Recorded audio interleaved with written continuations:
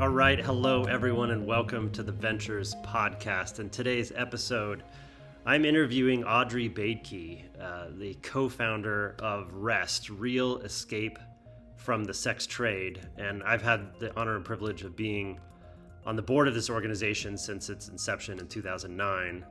And the topic is heavy and hard. We actually talk about it from the perspective of a market where there's buyers and sellers. And in this type of market where there's so much demand, unfortunately, the people are being bought and sold, and there are brokers in the middle that participate in this horrific venture. And so we talk a lot about how REST helps these individuals provide safety, they provide hope, they provide all these pathways so that freedom, safety, and hope can be an actual reality for people that are they're so dehumanized through this process, that the process of rehumanizing them and giving them that freedom, safety, and hope with this team is just absolutely incredible. So I am just delighted to be able to share this episode with you, and especially as you consider your year-end donations. So if you're watching this episode, you can also listen anywhere you get your podcast. You can just search for Ventures and it should show up. And if you're listening to this episode, you can also watch by visiting the link in the show notes or visiting wclittle.com. And there I'll have some more extensive show notes and different links to the topics that we talk about today. So with that, please enjoy this very important episode with Audrey Baedke.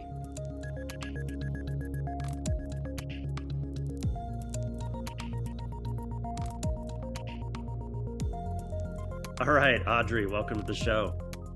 Hi, Will. It's good to be here today. I am so impressed by the team at REST and the work that you all have been doing for over a decade now. Such an honor to be a part of the board. These are stories that I can't unhear. I'd love to just learn a little bit more about you and how REST got started, your original involvement with it, and kind of what you're up to now with REST. Absolutely. So it's worth starting by saying that REST is a nonprofit organization, and we exist to expand pathways to freedom, safety, and hope in order to end sex trafficking.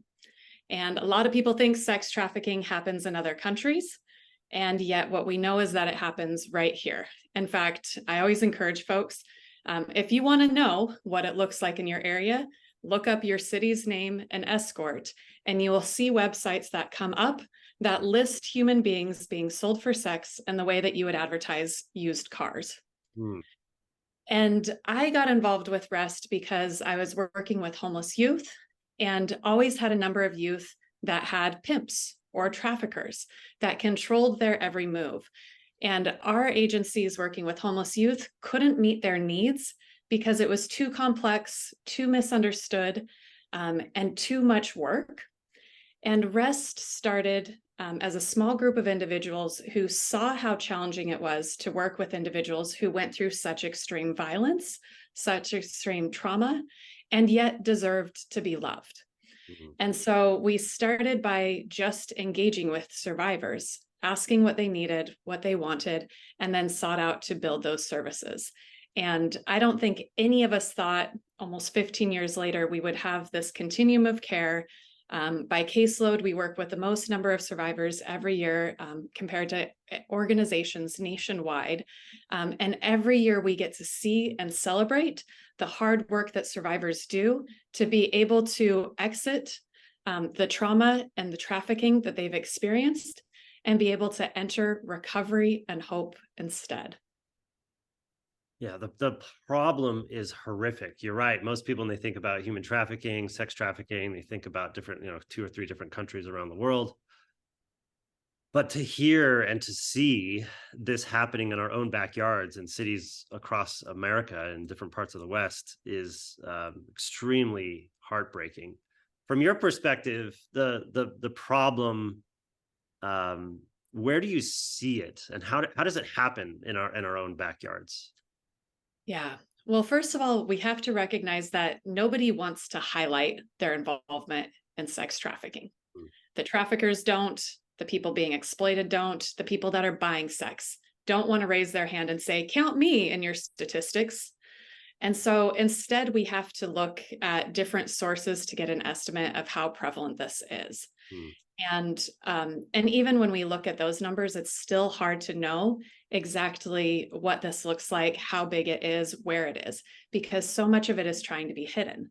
I think about a number of our clients that will go to high school, come home, check in with their parents, do their homework, and then sneak out the window in order to meet with a pimp who has threatened to beat them up if they don't take 4 dates that night. I think about adults who are trying to pay their rent, who are working maybe in a restaurant, doing some service work, but not making enough to meet their bills. And so they meet with a couple customers on the side in order to be able to make ends meet. My kids joke that everywhere we go, we run into people involved in the sex trade because I know what to look for, and people tend to feel safe approaching me. And so I find that when I go to church, I meet survivors. When I go to the grocery store, I meet survivors. There's a rest client who is a parent at my kid's school. And so it is all around us. But really it's trying to stay underground. And so what we know is that in each city, there tend to be places where people can physically go to be able to meet up with someone who is a prostitute, or maybe an escort or a sex worker, depending on the language that's used. But we know 90% of the people involved in the sex trade have had a trafficker or a pimp. So anyone that's going to those places is engaging with someone who is either actively being trafficked or has been. We also know that in every city, there are websites that are advertising sexual services. In the local Seattle area, there's more than 100 websites that are advertising sexual services. We know there are massage parlors. We know that there are brothels. And we know that there's a lot of rings or groups of people that are sharing, I don't know the nice way to say this, products, which are human beings, amongst their colleagues and peers as a way of being able to make recommendations to one another. And so it's one of these issues that when you don't know what to look for, you don't see it anywhere. But when you know what to look for, you can see that it's everywhere, because humans are everywhere. And unfortunately, because of that, exploitation is around us. So this is the Ventures podcast, right? There are people listening to this, watching this, that probably think, hey, sex trafficking, sexual services as a market, hey, it's consenting adults, it should just all be legal. What's the big deal? Like, where's the big harm of that? Like, can you share with us why that's kind of a naive approach to this, or how would you respond to that? Yeah, absolutely. So I will say many of our clients are consenting adults that exchange sex. And we recognize that for many of them, this is their livelihood, and they're able to make a livable wage here in a way that they can't anywhere else. But the problem is that they also experience being raped and being robbed at a much higher rate than any other job that they could work. And the problem is that when it comes to sexual services, it's like any services where customers want to get the most service they can out of the least amount of money spent. And unfortunately, when we're talking about sexual services, then that means pushing somebody past their boundaries or not paying them what's been negotiated. And for a lot of folks, they will also use this as an outlet, not only to meet their sexual needs, but also to meet their needs for power and control. And so there can be this abuse that happens on the daily basis for the folks who are involved, even when they're consenting.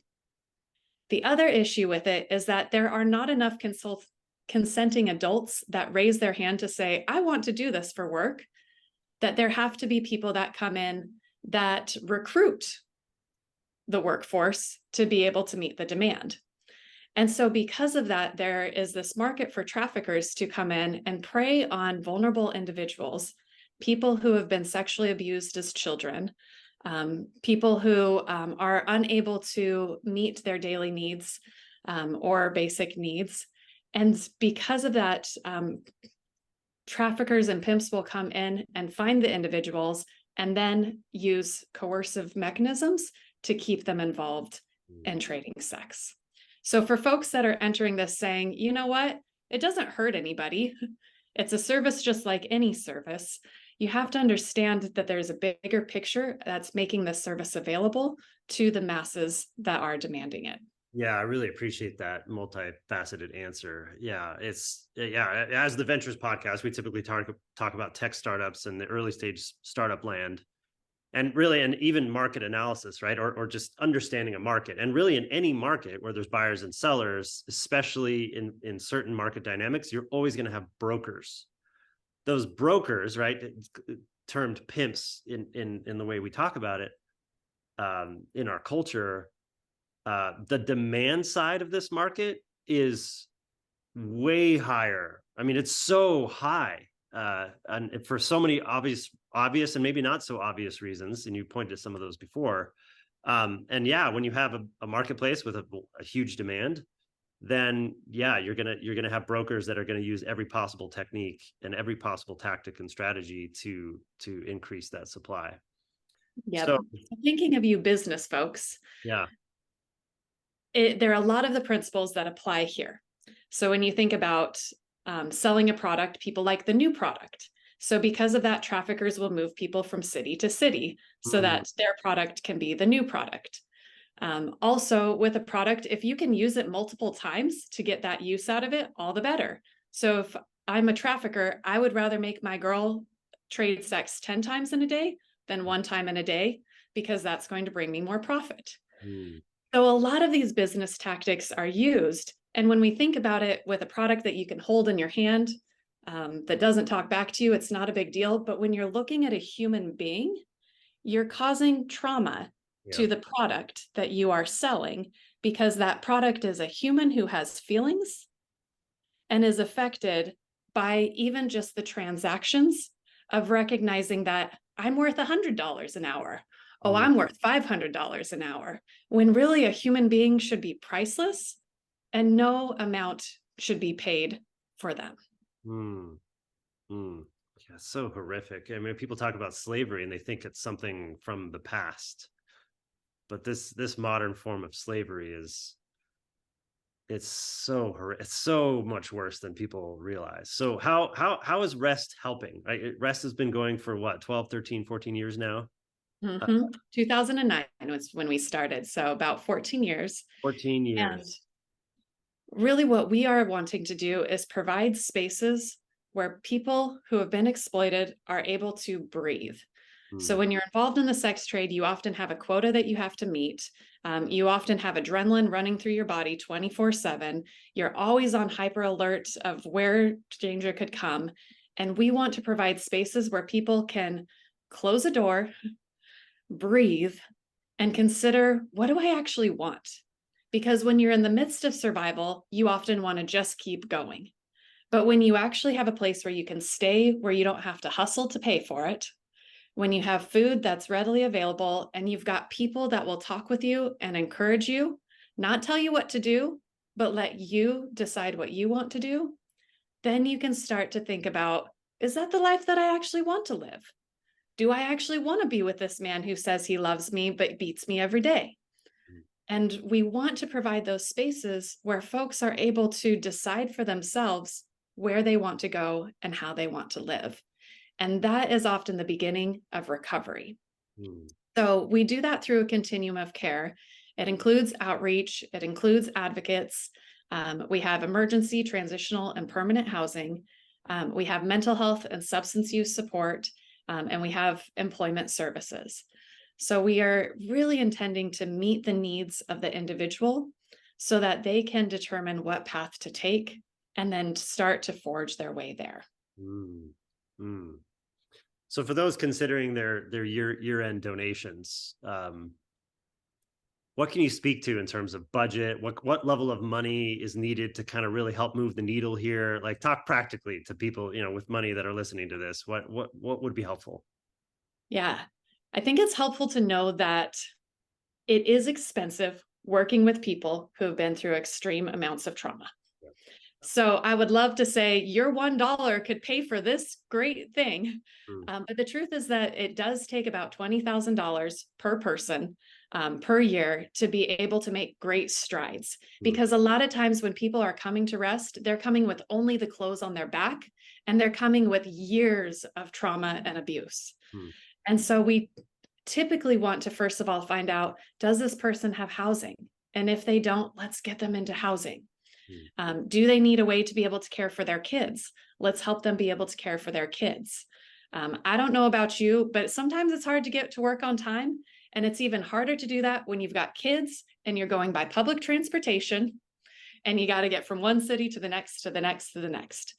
So with each person, we want to really individualize what their needs are and be able to help them to be able to get to the place where they're going.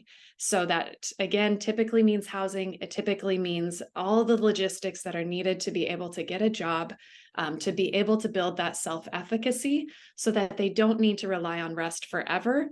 But it takes really a foundation before someone can go from the clothes on their back to being able to sustain each day that they're living. So for those that have the monies, I'm like, $20,000 changes a person's life entirely. Mm. And how many years? Like, is that 1, 2, 3 years? Like, how many years is it statistically, or from what you've seen, does that take to really that they're within the purview of rest services? Yeah, it really does vary. So we have some folks that are able to move into our emergency shelter, be there for 3 months, move into our transitional housing, be there for 6 months, and then move into permanent housing and be golden on their own. We've got other folks that are in and out and trying to engage in the services and then relapse and then come back again.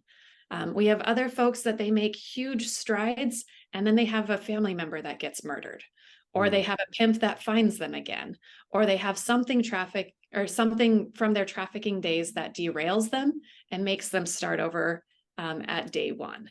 So it's hard to say how long it can take. What we know is that we want to meet people where they're at. We want to provide this unconditional care, and we want to be able to empower them to do the hard work that it takes to get to that place where they aren't reliant on services. So we're always focusing on that. And sometimes it can be a short intervention, and sometimes it is honestly years on end. So in terms of impact, then, the last 14 years, what does that look like? How many people have you served? If you know the numbers off the top of your head, like what does that kind of impact look like, both in terms of numbers and just what you've experienced, maybe anecdotally? Yeah, we've worked with more than 4,400 individuals since we started. We work with more than 600 every year, and we have about 300 that enroll in our services. So we are able to make a decent impact on the trajectory that's happening here. Just to give an idea of what the stories are like, one of the women that came to us had been trafficked when she was a teenager. She was able to get away from her trafficker and she moved in with her dad. But while she was living with her dad, he invited some friends over who re-exploited her. And she was so upset with them that she decided that she was going to burn one of these documents that was important to him. And in doing so, actually burn down the entire house. And afterwards, she was absolutely devastated because that was the place where she was living. She didn't mean to cause that much damage. And now she was homeless and had lost all the support that she had. And she came to our emergency shelter with this immense amount of shame, an immense amount of anger, and she had nothing to really even begin to build her life from. And as she engaged with the other survivors there and engaged with our staff, she started to really embrace this message that Rest has, which is, you deserve to be loved. And it's this message that we believe for everyone. No matter what they've done, no matter what's been done to you, you deserve to be loved. And as she embraced that message, she started to rebuild. But to give a picture of how hard this is, when you have no documentation, you can't get housing, you can't get a job. And when you've burned down all of your documents, you have to find a way to be able to get those. And so just one little small story about her life, she couldn't get an ID because she didn't have the documents to get them. And to get a birth certificate, you had to have a picture ID. And to get a picture ID, you had to have a birth certificate. And as she was looking through her Facebook one day, she found a video of a friend holding an ID. And we were able to work with REST staff to pause it in the exact place where the friend was holding the ID up.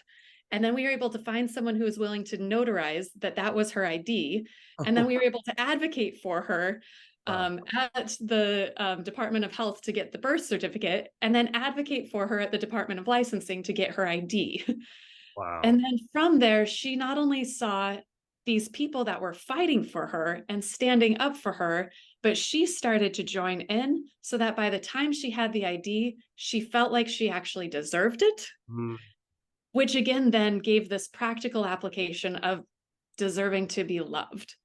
And then that started the trajectory for her to be able to get housing, get a job, and be able to move away from exploitation. And each of our clients have stories like this. Mm. There is such an immense amount of harm that is done and shame that is felt that has to be overcome just to then get your ID, get your housing, get your job, get your life together. That's amazing. Yeah, that's an incredible story. So encouraged by the work that you all do. Yeah, I mean, as a board member, hearing the stories, board meeting, annual board meeting after annual board meeting, and throughout the year. I mean, often it's just very emotional meetings, understandably, and the tangible impact on people's lives that you all are making a reality for their life change is so powerful. So is REST planning to expand beyond the greater Seattle area? Tell me about what that looks like. Yep, it's time. So we started in the anti-trafficking movement towards the beginning. And at the time, nobody really knew what they were doing and providing services. At REST, we were able to pull on our knowledge of working with homeless youth or working with people who've experienced sexual assault. And in the past 15 years, we've learned a lot about how to do this work. And we have a number of organizations that are seeking us out to train them. And so this year, we were invited to speak on the main stage at one of the biggest national anti-trafficking conferences. We've already been invited to speak at another conference, and we've been doing this for quite a while, but we're going to dive in more depth so that we can provide tools to other agencies who are starting this work. Because the good intentions are there. Great people are doing this, but it's hard to start from nothing, just like for our clients. And so we're going to be sharing the wisdom that we've learned. We're going to be sharing the best practices, and we're going to be providing the space for people nationwide to be able to talk with one another, to be able to build upon the work together. Amazing. Okay, so if somebody wants to give that $20,000 or more, or even maybe a little less, where would they go to do that? And if they wanted to follow up with you, how would they get a hold of you or people on the team? Our website is iwantrest.com. I don't know about you, Will, but I want rest personally. And I know for a lot of our clients, they do too. So that's where you'll find us, iwantrest.com. You'll find a button that you can easily click, give us all your numbers. We will happily take your monies. And most importantly, be able to use those to get survivors the services needed to be able to experience freedom, safety, and hope. If people want to get a hold of me, you're welcome to email me. I am Audrey, Audrey, at iwantrest.com. And I also would be happy to connect folks to other people at REST. So if there are specific questions that folks have or specific ways they want to get involved, I'm happy to be the one to make introductions. Amazing. Audrey, thanks to you and the team for all the amazing work that you're doing. Thanks for being on this podcast. Thank you, Will.